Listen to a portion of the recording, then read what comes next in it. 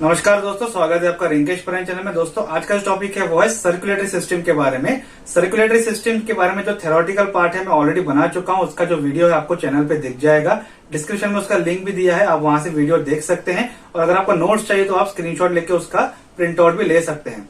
Circulatory system क्या है? Circulatory system एक ऐसा सिस्टम है जिसके द्वारा हमारे बॉडी में पूरा जो ब्लड है वो पंप होता है और वहां से जो हमारे बॉडी में जो रहता है ऑक्सीजन, न्यूट्रिएंट्स और हार्मोन जो है वो सप्लाई किए जाते हैं। और वहां से जो डेड बॉडीज हैं या फिर जो डेड सेल्स हैं या फिर जो वेस्ट प्रोडक्ट्स हैं उसे रिसीव करके अलग अलग बॉडी के द्वारा एक्सक्रीशन जो है वो किया जाता है और लंग्स के द्वारा उसे बॉडी को जो है वो प्यूरिफाई किया जाता है। तो ये अलग अलग सिस्टम है जो कि सर्कुलेटरी सिस्टम के द्वारा जो है वो परफॉर्म किए जाते हैं।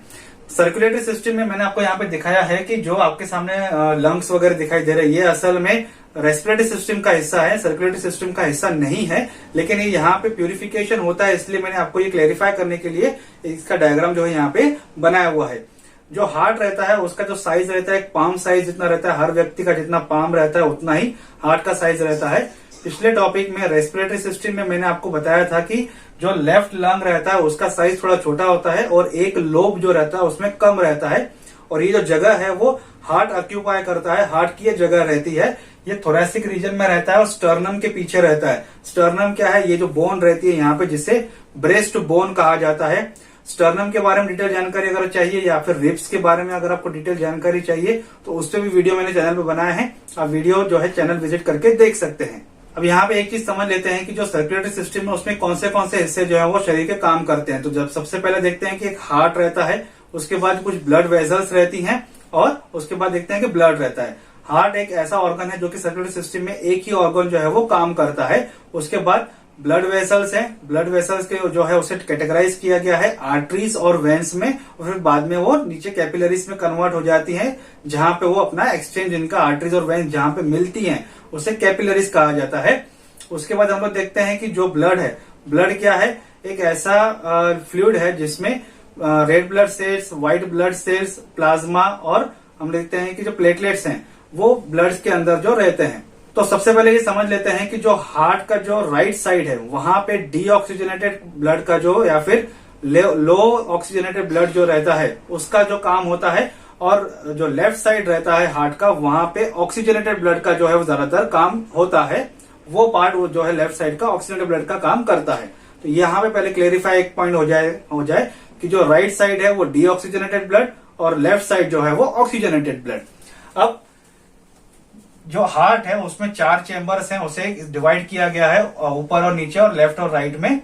तो ऊपर के हिस्से को कहा जाता है एट्रियम और नीचे के हिस्से को कहा जाता है वेंट्रिकल्स। और लेफ्ट साइड के हिस्से को जैसे उसमें 2 चैम्बर्स हैं, तो ऊपर के हिस्से को कहा जाता है लेफ्ट एट्रियम और नीचे के हिस्से को कहा जाता है लेफ्ट वेंट्रिकल्स। और राइट साइड के जो ऊपर का जो चैम्बर रहता है उसे कहा जाता है राइट एट्रियम और नीचे के हिस्से का जो रहता है उसे कहा जाता है राइट वेंट्रिकल्स।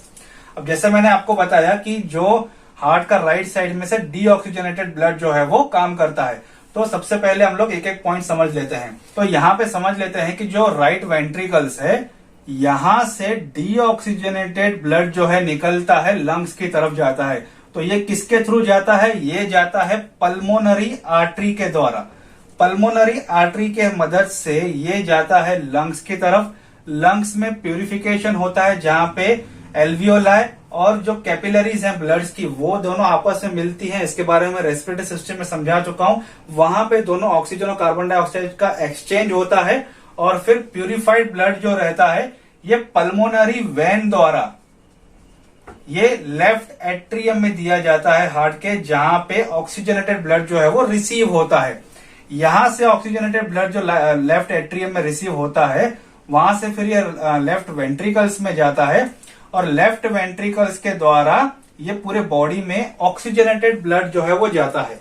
अब ऑक्सीजनेटेड ब्लड जो है वो जाता है हमारे बॉडी में आर्टरीज के मदद से, और जो डीऑक्सीजनेटेड ब्लड जो है वो रिसीव होता है वो वेन्स की मदद से। ठीक है, तो यहां से जब वो निकलता है बॉडी की तरफ जाता है तो उसे कहा जाता है एओर्टा। जो सबसे बड़ी नस रहती है, सबसे बड़ी आर्टरी रहती है हमारे बॉडी में, उसे कहा जाता है एओर्टा।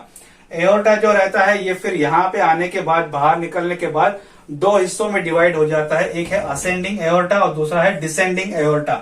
चेस्ट पोर्शन से ऊपर की तरफ हमारे बॉडी में जो भी ब्लड सप्लाई होता है एओर्टा द्वारा, उसे असेंडिंग एओर्टा कहा जाता है। और चेस्ट पोर्शन से नीचे की तरफ हमारे बॉडी में abdomen, pelvis region, leg region, वहां पे जो ब्लड सप्लाई होता है उसे वो होता है डिसेंडिंग एओर्टा द्वारा। फिर ये एओर्टा जो है एओर्टा कन्वर्ट होते हैं आर्टरीज में, आर्टरीज फिर कन्वर्ट होती है कैपिलरीज में। ठीक है, जो ये कैपिलरी जो एक पॉइंट रहता है जहां पे आर्टरीज और वेन्स मिलती हैं। कैपिलरी के बाद जो है वो ये जुड़ती है वेन्स के साथ, और ये फिर जुड़ती है सुपीरियर वेना कावा या फिर इंफीरियर वेना कावा के साथ जो है वो जुड़ती है, वेना कावा। ठीक है, यहाँ देखिए कि जो पैर, जो यहाँ से डिसेंडिंग एओर्टा के द्वारा जो ब्लड है वो बॉडी के सबसे निचले हिस्से में गया, मान लीजिए पैर की जो उंगली है वहां तक गया।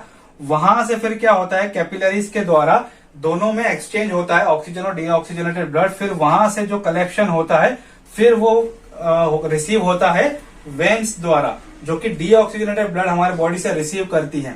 और फिर ये सबसे बड़ी नस जो रहती है जो कि डीऑक्सीजनेटेड ब्लड रिसीव करती है, उसे कहा जाता है वेना केवा। वेना केवा भी अलग हिस्सों में डिवाइड किया जाता है। जो चेस्ट के ऊपर का पोर्शन रहता है उसे कहा जाता है सुपीरियर वेना कावा, और जो चेस्ट के नीचे का हिस्सा रहता है उसे कहा जाता है इन्फेरियर वेना केवा। जो नीचे से ब्लड पूरा सप्लाई जो लेके आती है उसे इन्फेरियर वेना कावा कहा जाता है, और जो ऊपर से जो डीऑक्सीजनेटेड ब्लड लेकर आती है बॉडी के उसे सुपीरियर वेना कावा कहा जाता है। फिर ये जो है वेना कावा जो है वो कलेक्शन करने के बाद क्या करती है, ये यहां से लेके जाती है तो वो राइट एट्रियम में देती है ब्लड, जो डीऑक्सीजनेटेड ब्लड है। डीऑक्सीजनेटेड ब्लड क्या होता है, फिर राइट वेंट्रिकल्स में आता है, राइट वेंट्रिकल्स द्वारा फिर से वो लंग्स के थ्रू जाता है। तो ये होता है एक प्यूरिफिकेशन प्रोसेस जिसमें लंग्स जो है वो सर्कुलेटरी सिस्टम में काम करते हैं और प्यूरिफिकेशन के लिए हेल्प करते हैं। प्यूरिफिकेशन किस तरीके से होता है लंग्स में, इसके बारे में मैंने रेस्पिरेटरी सिस्टम में ऑलरेडी बता चुका हूं। अब ये हो गया एक पल्मोनरी सर्कुलेशन हो गया, बॉडी सर्कुलेशन जो हो गया। उसके बाद हम लोग देखते हैं जो अलग अलग सर्किट हैं जो इसमें होते हैं। 3 तरह के यहाँ पे इसमें सर्किट होते हैं। एक है पल्मोनरी सर्किट, एक है सिस्टमिक सर्किट और एक है कोरोनरी सर्किट। मतलब एक साइड से जो है ये पल्मोनरी मतलब लंग्स में जो है वो ब्लड सप्लाई करने का काम करता है। तो ये जो सर्किट दिख रहा है इसे पल्मोनरी सर्किट कहा जाता है, जो यहाँ से लेके जाने का और लेके आने का काम करता है। दूसरा सर्किट जो इनमें दोनों चीजें इन्वॉल्व रहती हैं, जिसमें से बॉडी में जो ब्लड सप्लाई होता है और बॉडी से जो ब्लड लेके आना काम करता है उसे कहा जाता है सर्कुलेटरी सर्किट, जो इसे कहा जाता है। और तीसरा रहता है कोरोनरी सर्किट, मतलब हमारे हार्ट भी एक मसल है, एक ऑर्गन है जिसे पंपिंग के लिए एनर्जी चाहिए। जैसे कि बॉडी के दूसरे हिस्सों को एनर्जी चाहिए, वैसे हार्ट को भी एनर्जी चाहिए पंप करने के लिए। तो वहां से कोरोनरी आर्टरीज जो है वो एओर्टा से निकलती हैं और हार्ट को जो है वो ऑक्सीजनेटेड ब्लड सप्लाई करती है पंपिंग के लिए। और फिर जो डीऑक्सीजनेटेड ब्लड यहाँ से निकलता है वो वापस वो यहाँ पे वेना कावा में सप्लाई कर देता है, जिससे के थ्रू वो है प्यूरिफिकेशन हो जाता है। तो जो कोरोनरी आर्टरीज जो है वो इसमें हार्ट को सप्लाई करने के लिए ब्लड जो है वो काम करती हैं, तो इसलिए इसे कहा जाता है कोरोनरी सर्किट। तो ये इस तरीके से पूरा जो है वो काम होता है इसमें। फिर से एक बार समझ लेते हैं। राइट एट्रियम जो है right ventricles, left atrium left ventricles, यहां से डीऑक्सीजनेटेड ब्लड निकला पल्मोनरी आर्टरी द्वारा, ये गया लंग्स में प्यूरिफाई हुआ पल्मोनरी वेन द्वारा, फिर से लेफ्ट एट्रियम में आ गया, लेफ्ट एट्रियम के द्वारा फिर ये लेफ्ट वेंट्रिकल्स में आ गया, यहां से फिर ये एओर्टा द्वारा पूरी बॉडी में गया, आर्टरीज में गया, वहां से कैपिलरीज द्वारा जो प्यूरिफिकेशन होता है वहां पे एक्सचेंज होता है ऑक्सीजन और डीऑक्सीजनेटेड, कैपिलरीज में से हुआ। कैपिलरीज फिर वेन्स को जो है वो डीऑक्सीजनेटेड ब्लड सप्लाई करती हैं, वेन्स जो है वो वेना कावा को देती हैं, ऊपर वाली सुपीरियर वेना कावा को देती है, नीचे वाली इंफीरियर वेना कावा को देती है। वो फिर वो कलेक्ट करके आती है राइट एट्रियम में, राइट एट्रियम से फिर वो राइट वेंट्रिकल्स में जाता है और यहां से फिर से ये इस तरीके की प्रोसीजर होती है। तो ये सिंपल सर्कुलेटरी सिस्टम है विदाउट एनी कंफ्यूजन। आप इसको जो है वो समझ सकते हैं।